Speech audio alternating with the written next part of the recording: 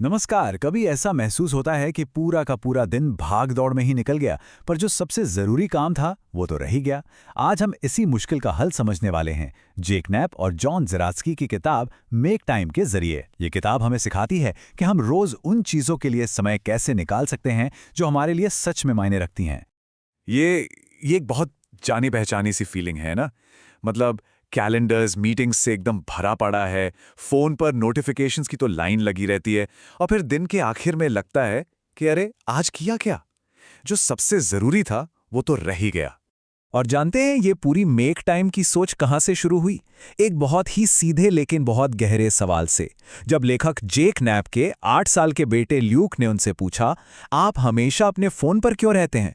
बस उसी एक पल में उन्हें एहसास हुआ कि वो वहां बैठे तो हैं, पर उनका ध्यान कहीं और ही है। सच में ये एक ऐसा पल था जिसने सब कुछ बदल दिया। तो सवाल यह है कि आखिर हमारा ध्यान और समय जाता कहाँ है? किताब के हिसाब से इसके दो मुख्य चोर हैं। पहला है बिजी बैंडवैगन। इसका मतलब है हमारे समाज में हर वक्त बिजी दिखने का प्रेशर। ऐसा लगता है मानो अगर हमारा कैलेंडर खाली है तो हम शायद कोई जरूरी काम ही नहीं कर रहे। और दूसरा चोर है इन्फिनिटी पूल्स। ये हैं वो ऐप्स जैसे सोशल मीडिया और न्यूज़ फीड्स जो कभी ख़त्म ही नहीं होते। आप बस स्क्रॉल करते जाइए।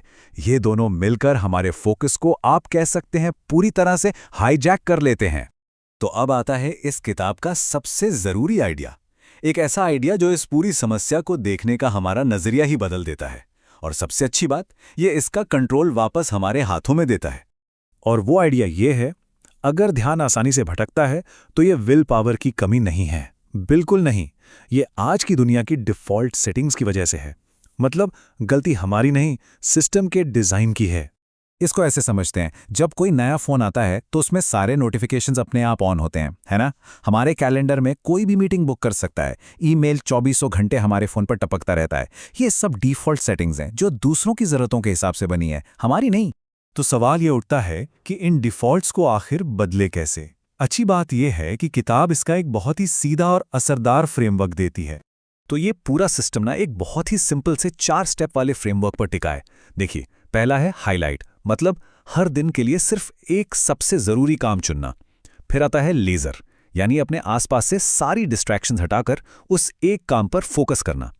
तीसरा एनर्जाइज, अपने शरीर और दिमाग को आप कह सकते हैं रिचार्ज करना, ताकि पूरी ताकत से काम कर सकें। और आखिरी चौथा है रिफ्लेक्ट, मतलब दिन के अंत में सोचना कि भाई क्या सही गया क्या नहीं, ताकि अगले दिन हम और बेहतर कर सकें। चलिए अब एक एक करके इन सबको जरा गहराई से समझते हैं। ठीक है, तो अब हम इस फ्रेमवर्क के चारों स्टेप्स को जानते हैं। अब देखते हैं कि इन्हें अपनी रोजमर्रा की जिंदगी में असल में लागू कैसे करना है। शुरुआत करते हैं बिल्कुल पहले स्टेप से। तो पहला कदम है हाईलाइट। ये कोई लंबी चौड़ी टू डू लिस्ट नहीं है, बिल्कुल नहीं। ये दिन का वो एक ज़रूरी काम है जिससे अगर कर लिया तो मन में ये तसल्ली रहेगी कि हाँ, आज का दिन सफल रहा। बस एक काम जिस पर हमें 60 से 90 मिनट का पूरा अनडिवाइडेड ध्यान देना है। तो अपनी हाईलाइट चुने कैसे? इसके लिए 3 आसान तरीके हैं। पहला, अर्जेंसी, मतलब ऐसा क्या है जो आज करना ही पड़ेगा। दूसरा, सैटिस्फैक्शन, ऐसा कौन सा काम है जिसे पूरा करके सबसे ज्यादा संतुष्टि मिलेगी। और तीसरा, जॉय, ऐसा क्या है जिससे बस खुशी मिलेगी। जरूरी नहीं कि हाईलाइट हमेशा काम से ही जुड़ी हो।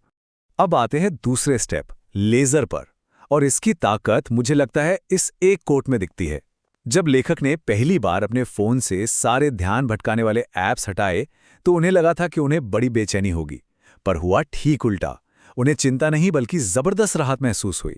तो लेजर मोड में आएं कैसे? ये कुछ बहुत ही आसान तरकीबें हैं जो कोई भी कर सकता है। अपने फोन पर सिर्फ लोगों से आने वाले मैसेजेस के अलावा सारे, जी हां, सारे नोटिफिकेशंस बंद कर दें। अपनी होम स्क्रीन से सोशल मीडिया और न्यूज़ ऐप्स को हटाकर किसी दूसरे पेज पर डाल दें। और समय देखने के लिए फोन की जगह एक घड़ी पहनें, ताकि बार बार फोन के जाल में न फंसें। ये छोटे छोटे बदलाव हमारे ध्यान पर बहुत बड़ा असर डालते हैं। तीसरा स्टेप है एनर्जाइज। इसका फंडा बहुत सिंपल है। हमारा शरीर और दिमाग आज की 24/7 वाली जिंदगी के लिए नहीं बने हैं। हम अब भी अपने हजारों साल पुराने पूर्वजों की तरह जीने के लिए ही डिजाइन है। इसलिए अपनी दिनचर्या में छोटे छोटे बदलाव, जैसे थोड़ा ज्यादा चलना या सही समय पर सोना, हमारी एनर्जी पर बहुत बड़ा पॉजिटिव असर डालते हैं। और एनर्जी के लिए एक बहुत मज़ेदार और साइंटिफिक तरकीब है, कैफीन नैप। एक कप कॉफी पीकर तुरंत 15 मिनट की झपकी ले लीजिए। जब तक आप उठेंगे, कैफीन अपना असर दिखाना शुरू कर देगा और आपको कम से कम 2 घंटे की जबरदस्त एनर्जी मिलेगी। इसे जरूर ट्राई करके देखें। और अब आखिरी और चौथा स्टेप, रिफ्लेक्ट। इसका सीधा सा मतलब है हर दिन के आखिर में ये देखना कि हमारे लिए क्या काम कर रहा है और क्या नहीं। ये अपनी ही जिंदगी पर एक छोटा सा एक्सपेरिमेंट करने जैसा है, ताकि हम अपने सिस्टम को लगातार बेहतर बना सकें। और इसके लिए कोई लंबा चौड़ा जर्नल लिखने की जरूरत नहीं है। बस हर रात सोने से पहले खुद से ये 3 सवाल पूछने हैं। आज की मेरी हाइलाइट क्या थी और क्या मैं उसके लिए समय निकाल पाया? आज मेरी एनर्जी कैसी थी, ज्यादा या कम? और इन जवाबों के आधार पे मैं कल क्या अलग कर सकता हूं? बस इतना ही। तो हमने ये चारों स्टेप्स देख लिए, हाईलाइट, लेजर, एनर्जाइज और रिफ्लेक्ट। पर इस पूरे सिस्टम का असली मकसद क्या है? और सच कहूं तो यही इस किताब की सबसे खूबसूरत बात है। इसका लक्ष्य किसी को एक प्रोडक्टिविटी मशीन बनाना नहीं है। इसका असली लक्ष्य है अपने जीवन में ज्यादा प्रेजेंट होना, ज्यादा मौजूद होना, ताकि जब हम काम कर रहे हों तो हमारा ध्यान सिर्फ काम में हो, और जब हम अपनों के साथ हों तो हमारा ध्यान पूरी तरह से उनके साथ हो। लेखक इसे बहुत अच्छे से समझाते हैं। वो कहते हैं कि ये सिस्टम समय बचाने के बारे में नहीं है, ये उन चीज़ों के लिए जानबूझकर समय बनाने के बारे में है जो हमारे लिए सच में मायने रखती हैं। तो इसी सवाल के साथ आज की बात खत्म करते हैं। इस फ्रेमवर्क का पहला कदम आज ही उठाइए और सोचिए, कल वो एक कौन सी चीज़ होगी जिसके लिए आप समय बनाएंगे।